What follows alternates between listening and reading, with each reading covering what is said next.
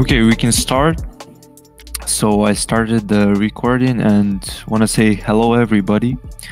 Today we are doing our 7 Rektsaga in common from 2 channels, and I'm proud to announce that today our speaker is Rosco, co-founder of Revoke Cash. Today we will talk about Revoke, its story, personal experience, startups, and Web3 development in common. So hey Rosco, it's a pleasure to meet you here. Hey guys, nice to be here as well. Thanks for having me on. Yeah, great. Let's start from the first question. So, let's start from introduction. Can you tell us who you are and what you're doing right now? Yeah.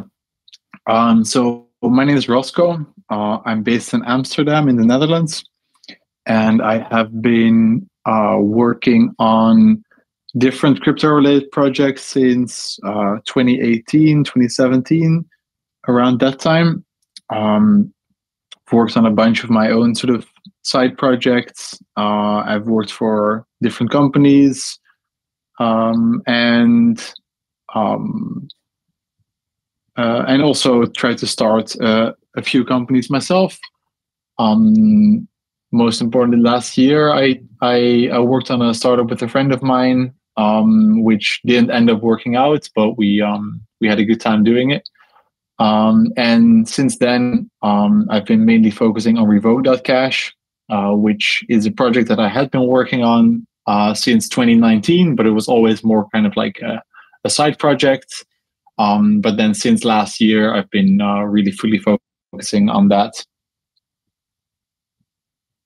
Great. So can you tell us more about Revoke and what it is about? Yeah. So, when you're using crypto and we're interacting with like smart contracts, you're always using this thing called allowances, which basically means that you give other addresses access to some of your tokens. So, whenever you want to swap tokens on Uniswap, you have to give an allowance, or whenever you want to sell an NFT on OpenSea, for example, you have to put an allowance for your NFT. And that is, those allowances are necessary for the functioning of those smart contracts. So they are necessary, but they can also be dangerous if you're not careful. And some of the ways they can be dangerous is like, for example, one thing that we saw about a week ago with the SushiSwap exploit. SushiSwap is definitely like, it's a legitimate project, but even legitimate projects can have some bugs that can get exploited, for example. And then if that happens, in some cases, your allowed funds can be at risk. So not only the funds that are sort of locked up in the smart contract can be stolen, but also just the funds that are in your wallet that you haven't really deposited, which should sound pretty scary.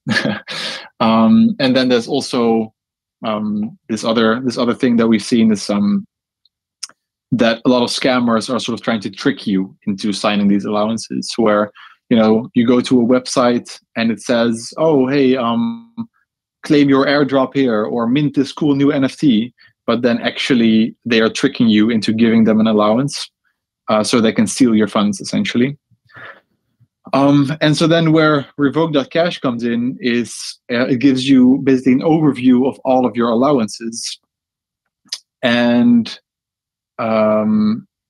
like a way to revoke those allowances, or in some cases update them so that like change the amount that you've approved.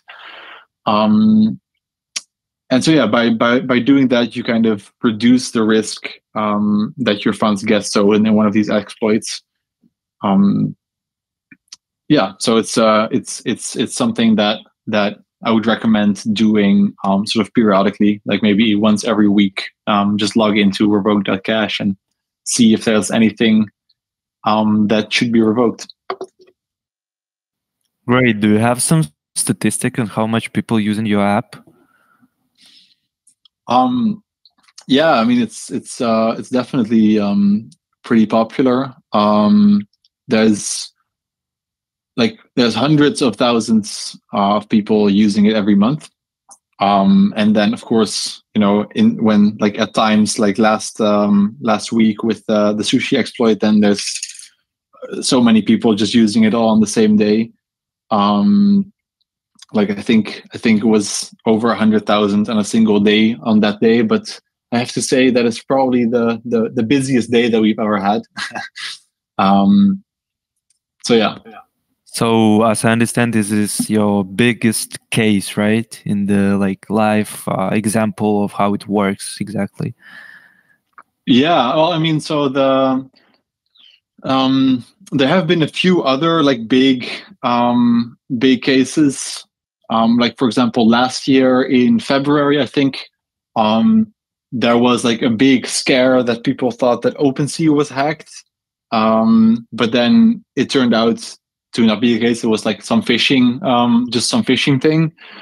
But I think back then there were also a lot of people using Revoke Cash, but I don't think that's really a very good demonstration of the danger of like allowances, because in that case, the scam was just like phishing rather than some actual exploit.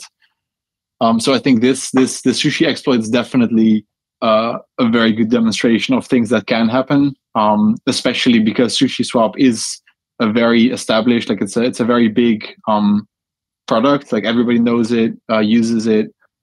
So then, like if even such a big product can be exploited and can put like approved funds at risk, I think that's a very clear indication of why it's important to keep your allowances in check.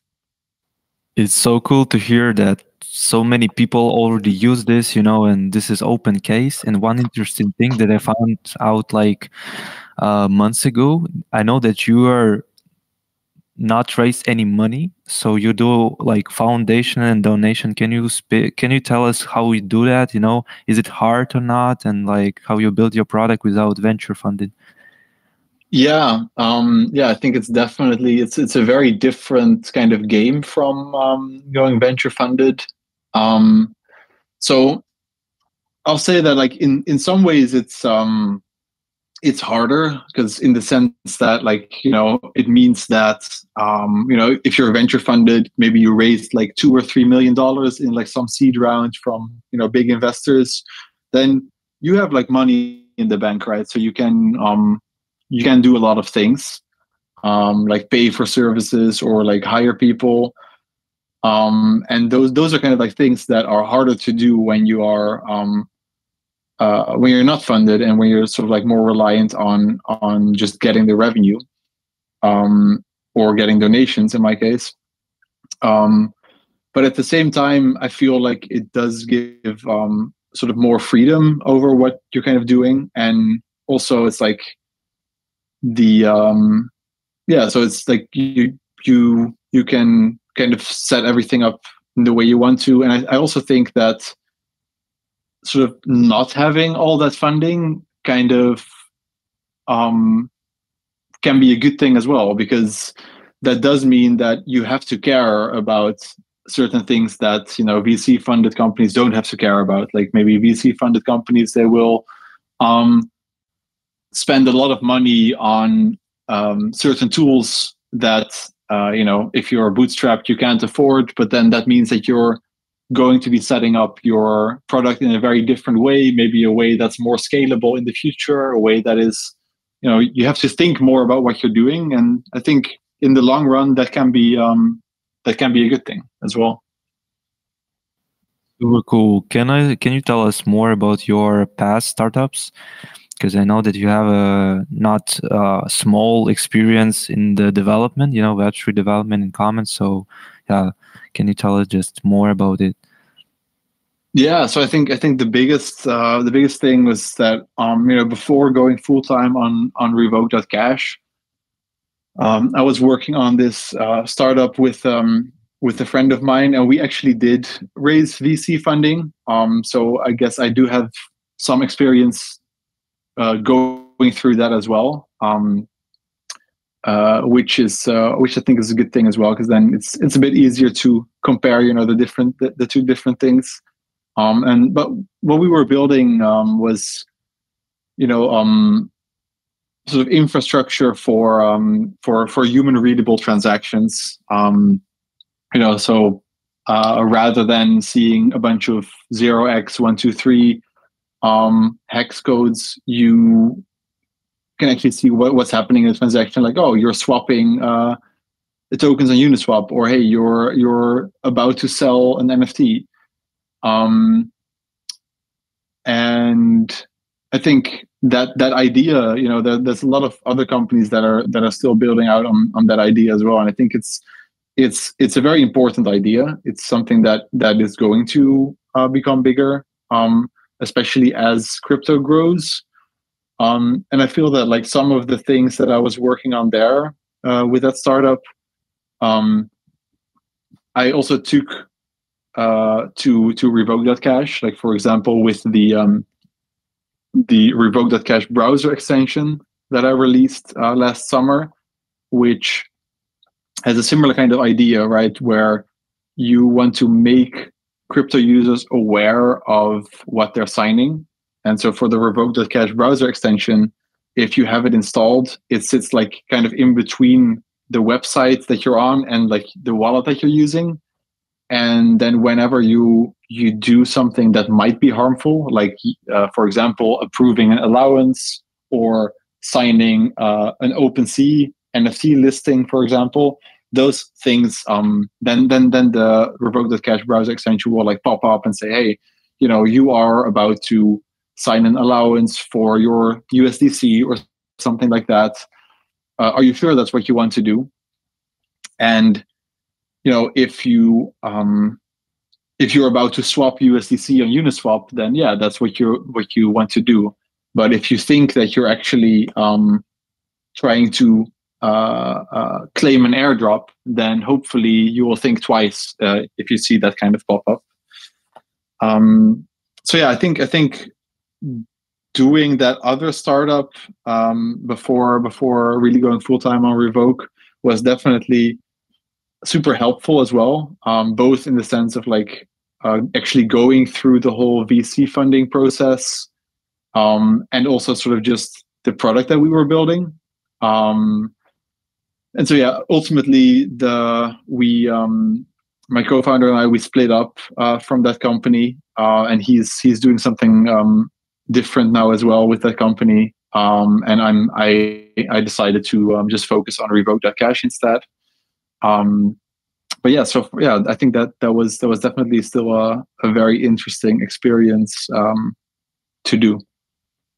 So if I understand correctly, you do everything by yourself, right? Alone. Yeah, so Revoke Cash is a one-person business. Every now and then I get like some contracting help for like certain things. I hire someone for like small tasks or like small-time jobs. But yeah, besides that, everything is just made by me. So that's how you feel like you manage all your time by yourself? I understand that you have focus project, but man, you're doing it by yourself, alone. Like, is it not hard? Yeah, definitely. I mean, it's kind of the same as like with what I said earlier about being VC funded versus being not VC funded and like being bootstrapped. Like there's upsides and downsides, and I think one of the big upsides of being a one-person business is also that you have sort of the freedom, like you have the freedom and sort of flexibility. So you can figure out what you want to do, what you want to build, and when things need to change or when you need to build new features or new things, then it's also easy to just do that. It's like, okay, well, we should add this thing, and then I just do it. There's not really like, don't have to talk to a lot of other people first to figure out what like the direction is. And I think having that sort of flexibility community definitely helps in the grand scheme of things, because it helps you just move fast and build things fast. But at the same time, of course, if you're on your own, there is a limit to what you're able to do. So a company of 100 people definitely has a lot more capacity for like development than a company of one person. But I think that that at the end of the line, I think both have pros, both have cons, and perhaps in the future things will change. I'm not sure, but as it is right now, I'm really things are going well. I like the way it is. It's still possible for me to do a lot just by myself. There's the browser extension, then there's a website, so there's already like a few different tools within sort of the Revoke.cash suite that I can still all maintain by myself. So maybe like once, if it starts being too much, then perhaps it's time to expand. But as it is right now, this is everything's working well. Great. So you as a developer, I want to ask you the question about can you like say some kind of roadmap for people who are starts in the Web3 development, and what your advices will be, what you recommend, what the sources, and something like this. You mean like how people can just get started and do more? Probably. Yeah, right. So some of them probably like transform from Web 2 to Web 3, all of this. Probably say some trends, what you think is like in trend right now, what people should do, what is better. So like this. Cool. Yeah. I think one of the, I would say one of the best pieces of advice that I can give is like to if you're interested in like building some cool crypto projects, to go to hackathons. I've done a lot of hackathons in the past, and I think it's a really nice way both to meet people and also to sort of like try out developing some new things. And what I like about it is like usually you with these hackathons you have like it's one weekend, you go to some nice place somewhere, and you meet people, you try to find some people to build with, and then for just 2 days you build super hard on this one idea, and usually you're surprised about how much you can do in just 2 days.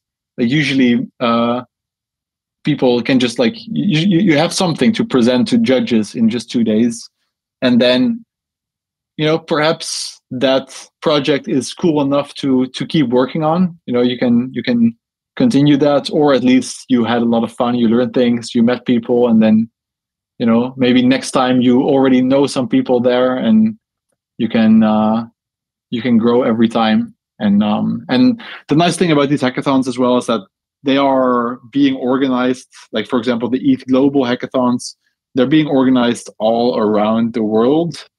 So it's you don't always have to travel too far to go to one of these events. If you like keep track of like the events going on in different cities. So I think in most countries in the world you will see some of these events, and maybe not in every country or in every city in the country, but most of like the big cities will definitely have something. And that has always been a super nice experience from my point of view. And I think if you're living in Amsterdam, you have a lot of them, right? You have a lot of different meetups, and the Paris. There's definitely a lot of meetups, yeah. Like I know in May will be like Ethereum Dam, right? Yeah. And something big hackathons that people just organize. There are a lot of small communities, big communities. It depends what you prefer, Yeah, I think definitely. I think like one of the nice parts about sort of Europe is also that it's a pretty small like geographic area, right? Like all the different countries in Europe are pretty close together. So then there's an event in Lisbon, and then there's an event in Berlin, and then there's an event there. So definitely, if you're based in Europe, everything is like it's definitely easier to go visit these kinds of events. So that maybe in certain parts of the US or South America or Africa, it's probably a bit harder to attend these events. But I think even in those cases, there's just fewer events, but they're still there. Great. So let's dive a little bit in technical, aspects. And I want to asking you, like, what do you think about future of Solidity and AVM, like in common? Who do you think will be the opponents, the competitors in the field, and like how it will be in the future, the vision of it from your side? Yeah, I think in terms of like EVM, there's definitely like other sort of, I guess, contenders there are like different kinds of technologies, like for example with you have Solana with their sort of Rust based smart contracts. But I think even if sort of EVM is not perfect, which definitely isn't, but when something like that takes off, it's always it becomes harder and harder to like move away from it, right? So kind of the same thing with ERC20 tokens, for example. We're now finding out that there are there might be better solutions to like tokens, and especially to allowances as well. But then if there's like thousands of ERC20 tokens, it's pretty hard to change the standard. And I think it's the same, like if there's hundreds of different blockchains all using EVM, then it's going to be harder to sort of move away from that. And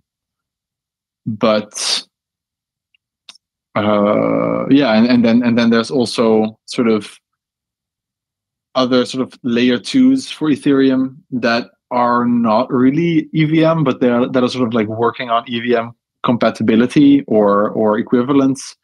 And sort of the reason why they're doing that is also just because all of the other existing chains are also doing that. And there's a lot of tooling built around sort of EVM.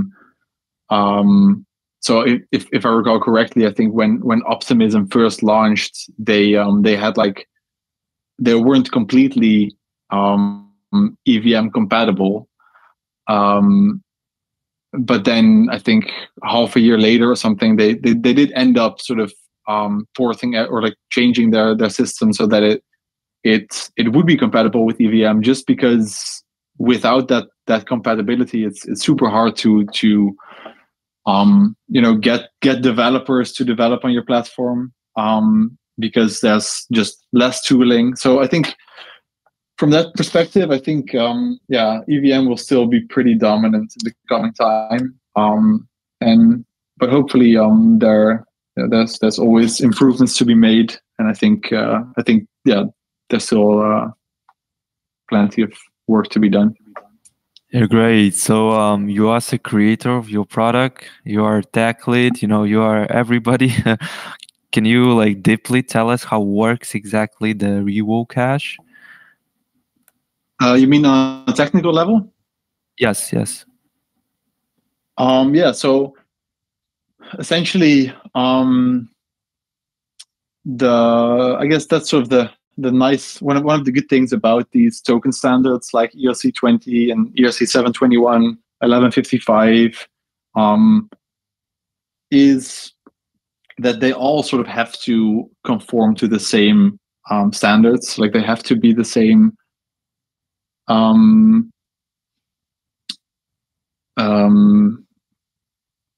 They have to have like the same sort of functionality and work in the same way. And that is super useful for things like wallets, right? Because then every ERC20 token will have the same kind of transfer function and the same kind of approval function. So it's super easy for wallets to sort of integrate transferring funds and things like that. But also for like revoking allowances. So the way that works is that every ERC20 token, for example, has like this function called approve, where you can set like you can pass in a different contract. They can pass in a contract. You can say, okay, well, this contract can spend X amount of my USDC, for example, and then that's you submit that transaction, and then that account gets access to your funds. And then for revoking, it's kind of the exact same thing, except instead of saying, oh, you now have access to 1,000 of my USDC, you pass in 0 to that function. You say, oh, you have access to 0 of my USDC. And so that's like a very sort of simple way of looking at that. That, you know, it's all the same thing. Approving, revoking, it's really kind of the same thing. And then anytime you approve or you revoke an allowance on the blockchain, the smart contract has to emit an event that says, oh, hey guys, an allowance was just approved from this address to that address for this amount, for example.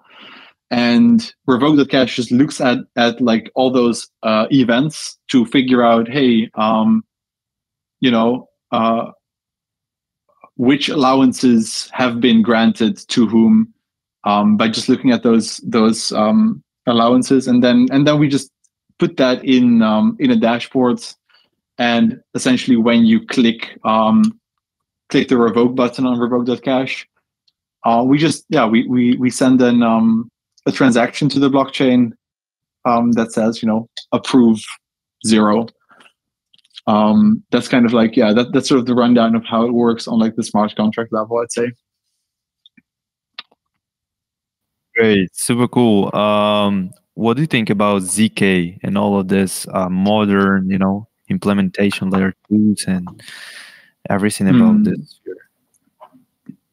I have to say that I'm really not up to date on like all the ZK stuff. It's I've tried multiple times to really wrap my head around the technical side of that, and it's just super hard for me to sort of like get into that, because it's every time when you sort of get into the ZK proofs and things like that, you know, I think anyone that has tried to get into this, you know, it always starts, I think, with this example of, you know, what is a ZK proof, like a zero knowledge proof, and then I think the example is like, okay, well, if you're colorblind and you have a red ball and a green ball, and then someone tells you that they are different colors, but to you they look the same, right? And then I think the question is like, oh, how can the other person prove that they are actually different colors? And then you have like this whole process of, you know, swapping the balls and this whole kind of thing, doing that a million times, and then at some point you've proven it, that the balls are different colors, and that's like how ZK proofs work, apparently. But then to go from there to like having all these super complex like ZK proving solutions for Ethereum and all these things, it's like I still haven't figured that out. So I just have to I can't really go into that too much. Okay, cool.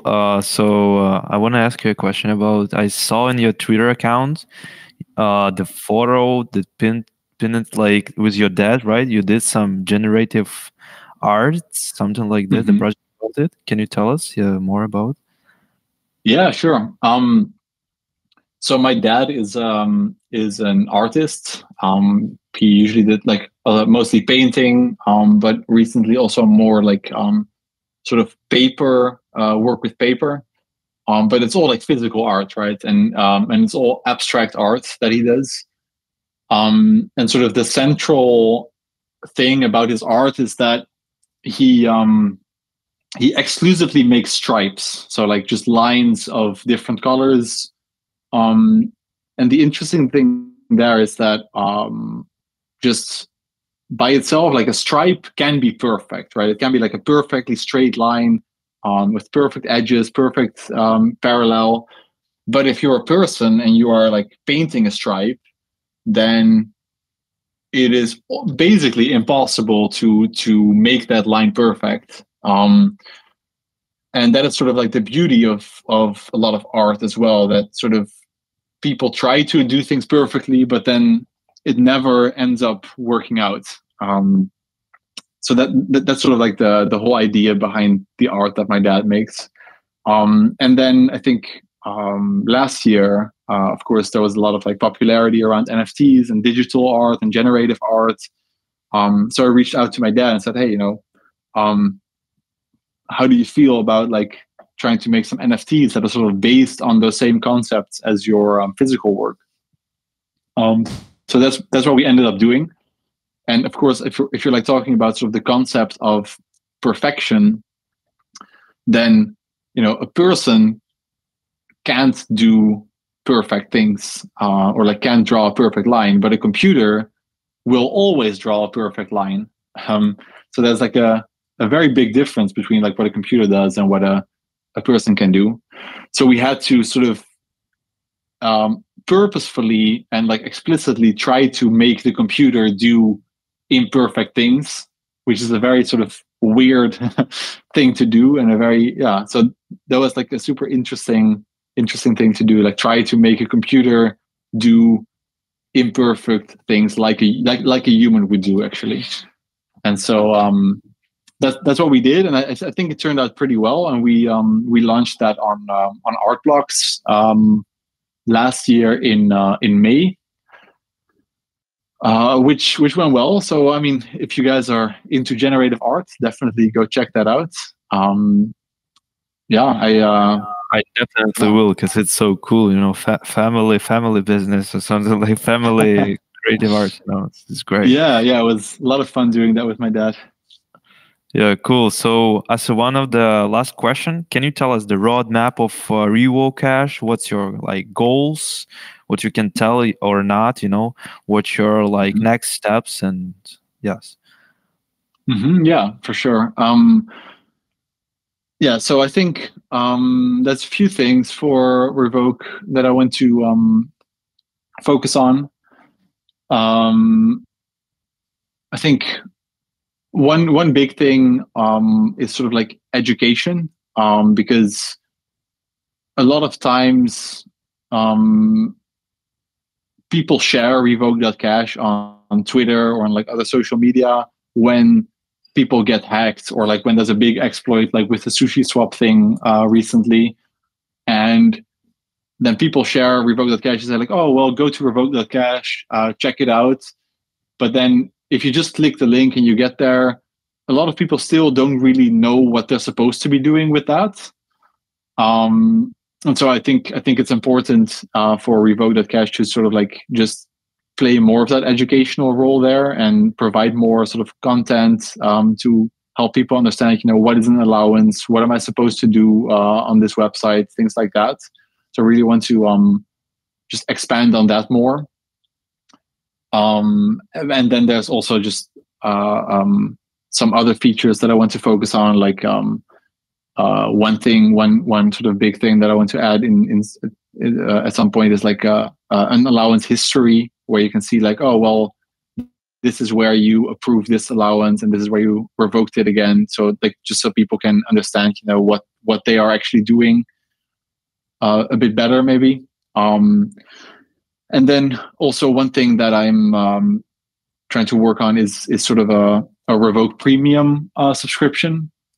So the way it is right now, Revoke.cash is free, and I think that sort of the current version of Revoke.cash should definitely be free, and all of that functionality should always stay free, because it is just such an important tool to manage your safety, and everybody should be able to sort of stay safe in crypto.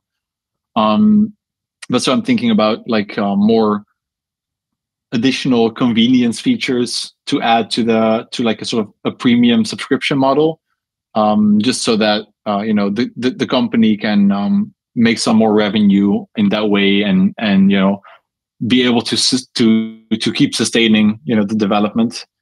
But yeah, I think it's still not entirely clear exactly what that premium will look like, but it's definitely on the list of upcoming things. Great. It's very motivational to listen, to speak with you, and just tell some end words, to people, to try kind of, open their mind that everything is possible. You can do it, even if you don't have a partner, you don't have a kind of understanding what you're doing. Like, just start, right? Just tell us, Yeah. I think the big thing is to, like you said, just do stuff. I think always when I was just working for companies, I was always also working on some cool things that I liked. I've built a lot of like developer tooling as well. So I think what has worked the best for me in terms of like what I'm building is like, I try to build things that I kind of want to use myself, but that aren't there or don't work very well if they are there. And that's the case for a lot of my developer tooling, but also for Revoke Cash. When I started that, I kind of just wanted to see my own allowances, and then I have to build it. So I think that can work very well. Just think about what do I need, and then build that. And chances are that other people kind of like that as well, and want to use that as well. Thank you so much for contributing in the Rektoff. I'm so appreciated to you. I'm really like glad to speak with you. Thank you for sharing the knowledge, experience, all of this. I hope we will speak. We will be on the line with you. And yeah, just very glad to hear today. Sounds good. Thanks so much for having me on. Yeah. So yeah, see you next time. See you. Bye bye.